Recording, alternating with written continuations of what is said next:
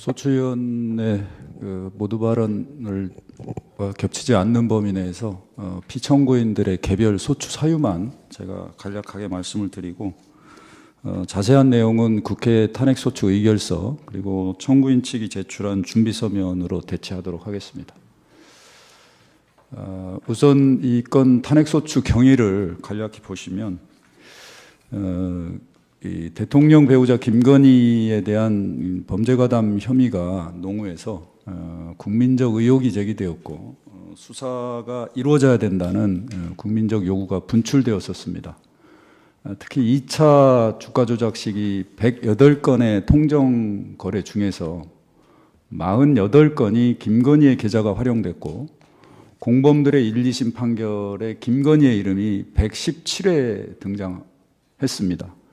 그리고 김건희는 이 도이치 주가 조작 사건을 통해서 약 23억 원의 이득을 취득했습니다. 그리고 관련 수사 기록에서도 주범들과 긴밀히 연락하면서 통정 거래를 한 증거가 다수 존재했습니다.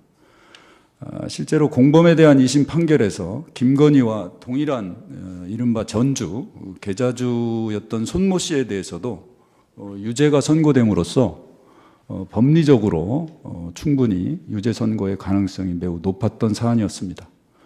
그럼에도 불구하고 당시 검찰은 검찰총장 배우자였던 김건희에 대한 수사는 전혀 이루어지지 않았고 2023년 2월 10일에 공범들에 대한 1심 유죄 선고가 있었고 2024년 9월 12일에 항소심에서도 유죄 선고가 있었습니다. 서울중앙지검이 도이치 사건 수사 지휘라인들이 2024년 5월 13일 전부 경질이 됐고요. 경질된 후 2개월이 채 안 돼서 김건희에 대한 방문 조사가 있었습니다. 방문 조사 후 김건희에 대한 불기소 결정이 2024년 10월 17일에 있었는데 불기소 사유의 주된 이유는 주가 조작 일당에게 계좌를 이용당한 피해자에 불과했다라는 것이 불기소 사유의 주된 이유입니다. 국회는 피청구인들에 대해서 탄핵소추 가결을 했습니다.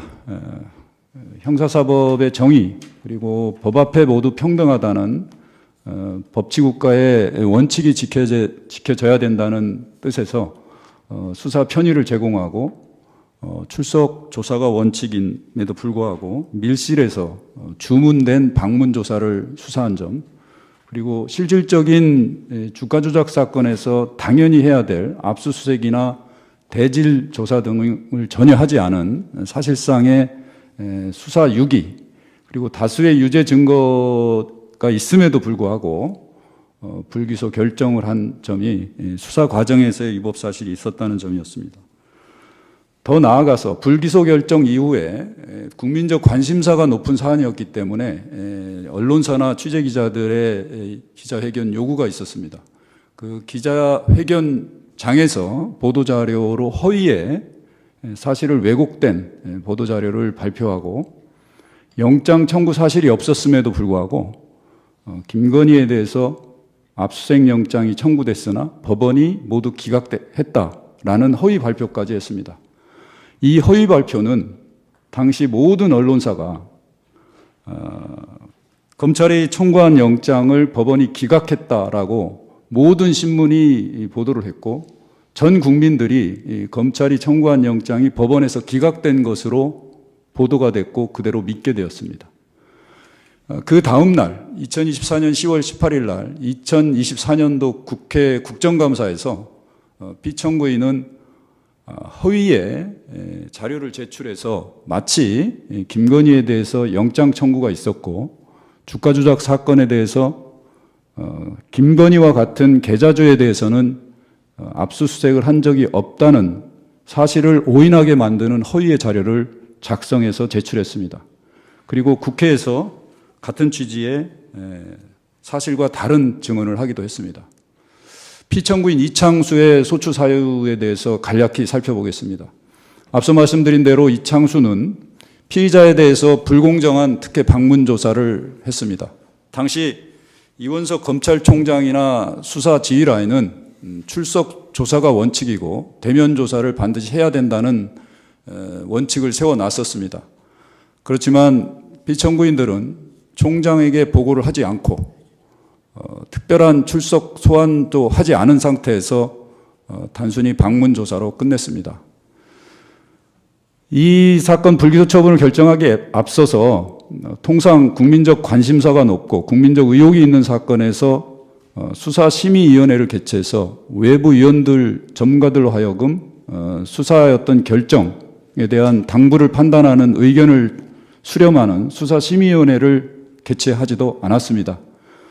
만약에 수사심의위원회를 개최했다가 그 전에 있었던 이른바 명품백 사건과 같이 기소 의견이 나올 수도 있다는 우려를 통해서 고의적으로 수사심의위원회를 거치지 않고 내부 검사들로 하여금 이른바 레드팀이라는 회의를 개최한 후 그 회의가 끝나자마자 곧바로 수사 결과를 발표해 놨습니다. 그런 관점에서 보면 사실상 피청구인들은 이 사건 수사의 결과를 이미 정해놓고 형식상 회의 절차와 수사를 진행한 것이다 라고 봅니다.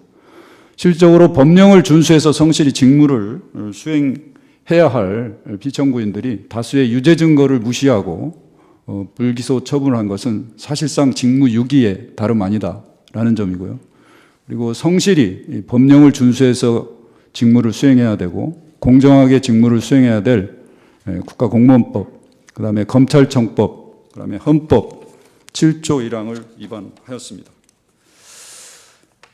피청구인 이창수는 2024년 10월 18일 날 이 불기소 결정에 대한 기자들에 대한 보도자료를 작성함에 있어서 당시 피의자가 범죄에 가담하였다는 취지의 주범 권모 씨의 법정 증언이 분명히 있음에도 불구하고 이를 숨기고 피의자가 단순히 추천 권유로 주식을 매도하였다고 사실을 왜곡하는 내용의 보도자료를 작성하여 배포하였습니다.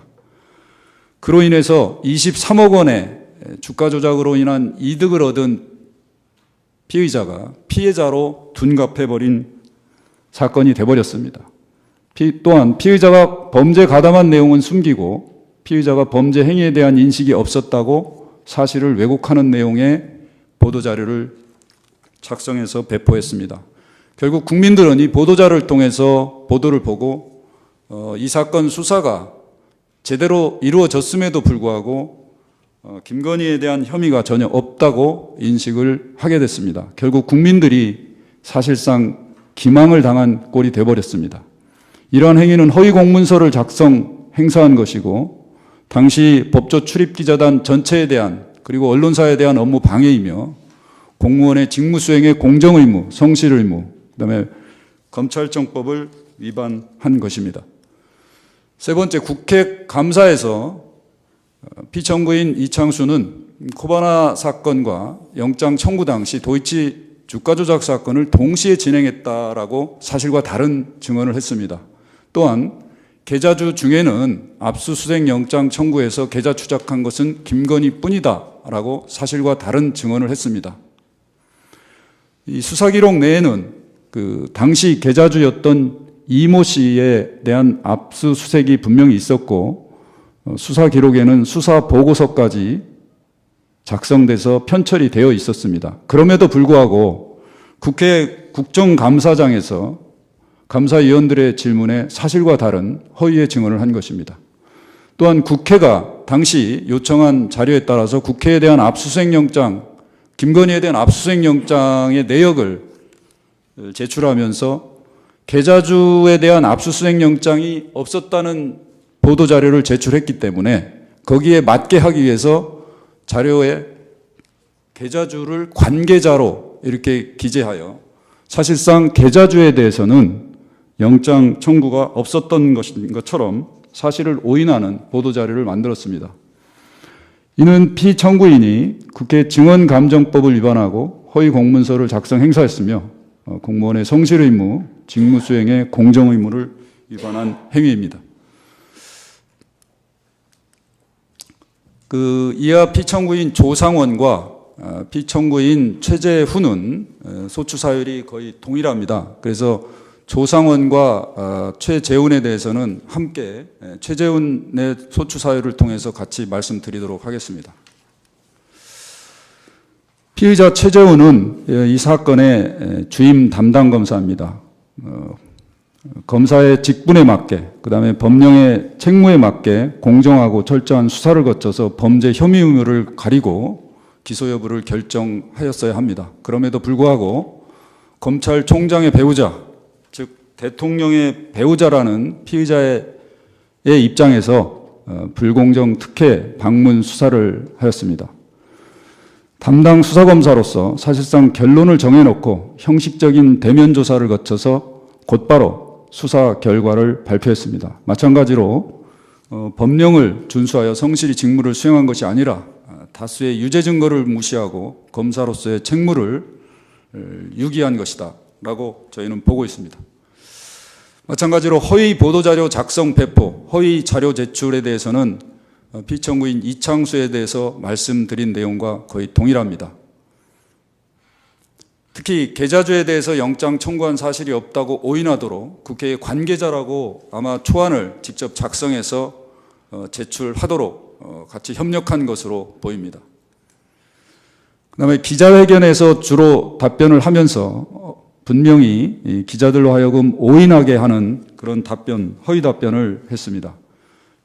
이른바 도이치모터스 주가 조작 사건과 관련해 김건희에 대하여 압수수색 영장을 청구했으나 법원이 모두 기각했다라는 허위 답변을 했습니다. 이로 인해서 당시 취재기자를 통해서 모든 신문과 방송이 대대적으로 검찰 도이치 의혹 사건 김건희 영장 청구했으나 법원이 기각, 이게 모든 신문에서 제목으로 나왔습니다. 그리고 여기에 대한 평론, 모든 국민들이 거기에 대해서 그대로 믿었습니다. 그러나 이는 사실이 아님을 바로 밝혀졌고 피청구인 이창수는 그 다음날 국정감사장에서 도이치 사건과 관련해서 김건희에 대한 압수영장 청구 사실은 없다라고 인정하기도 했습니다. 또 하나, 코바나 콘텐츠 사건과 도이치 사건이 동시에 수사가 진행되었다. 그리고 당시 압수영장과 계좌영장에 두 개의 범죄 사실이 들어가 있었다고 허위의 답변을 하기도 했습니다. 그러나 코바나 콘텐츠 사건의 영장 청구 당시에는 도이치 사건의 수사에 착수하지도 않은 상태였습니다. 이러한 내용은 담당 수사를 하는 검사로서는 당연히 수사 기록 내에 첨부되어 있는 수사 보고서를 확인할 수 있기 때문에 분명히 이를 확인했을 것입니다. 그리고 알고 있었을 것입니다. 그럼에도 불구하고 마치 도이치모터스 주가 조작 사건에 대해서 피의자에 대해서 철저한 수사가 이루어진 것처럼 대언론을 상대로 사실과 다른 허위 사실을 답변을 함으로써 결국 그것이 전 국민에게 언론을 통해서 보도되는 계기가 되었습니다. 피청구인들 전체에 대해서 이번 사건과 탄핵 소추 사이의 법 위반의 중대성에 대해서 말씀을 드리겠습니다. 검사는 법치주의의 근간을 이루는 형사사법을 책임지는 중요한 고위공직자입니다. 앞서 말씀드린 대로 수사권과 공소제기권을 가진 막강한 국가 권력을 행사합니다. 따라서 국민 전체에 대한 봉사자이자 공익의 대표자로서 검찰청법은 적법한 절차에 따라서 공정하게 직무를 수행하고 권한을 남용해서는 안 된다라고 되어 있습니다. 또한 권력자나 인사권자로부터 독립해서 정치적 중립을 지켜야 될 의무를 부여하고 있습니다. 그럼에도 불구하고 피청구인들은 직분을 망각하고 본건에 대해서 대통령의 배우자라는 이유만으로 제대로 된 수사를 하지 않고 형식적인 대면 조사를 거쳐서 불기소 처분을 한 잘못이 있습니다. 국민적 관심사인 사건에 대해서 보도자료에 허위 내지 사실을 오인하는 내용을 기재한 것은 허위 공문서 작성 그리고 행사입니다. 이 사건은 단순히 취재기자나 언론사에 대한 업무 방해나 허위 공문서 작성죄를 넘어서서 언론과 국민을 기만한 것에 다름 아니라고 하겠습니다. 특히 국민적 관심사를 갖고 있는 사건에서 검찰이 수사 결과를 발표할 때 모든 언론과 모든 국민들은 검찰의 수사 결과를 관심을 갖고 지켜볼 수밖에 없습니다. 그리고 그것을 통해서 국가 권력의 어떤 행사의 정당성이나 투명성을 확인할 수 있습니다. 특히 민주주의 사회에서 언론은 이렇게 중요한 사회적 공익 역할을 하고, 특히 대의민주주의 하에서 언론의 역할은 매우 중요합니다. 그런데 피청구인들이 대언론에서, 특히 기자회견에서 사실과 다른 보도자료를 작성하고 사실과 다른 기자 답변을 통해서 이러한 민주주의의 언론의 기능을 형해하고 국민의 신뢰를 배반했습니다. 검찰의 직무수행과 검사의 공정한 수사에 대한 국민의 신뢰를 떨어뜨리고 국가 수사 기능을 무력화시켰습니다. 직무수행에서 헌법과 법률 위반으로 인한 국가의 형사사법에 관한 국민의 신뢰는 많이 상실됐고, 법질서에 대한 부정적 영향 등 법익 침해가 매우 심대합니다.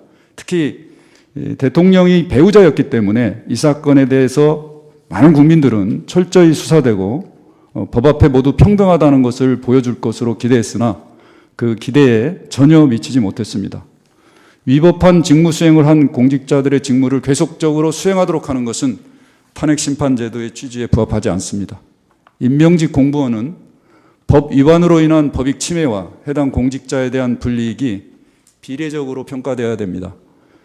대한민국의 고위공직자 그리고 검사들은 수천 명에 이릅니다.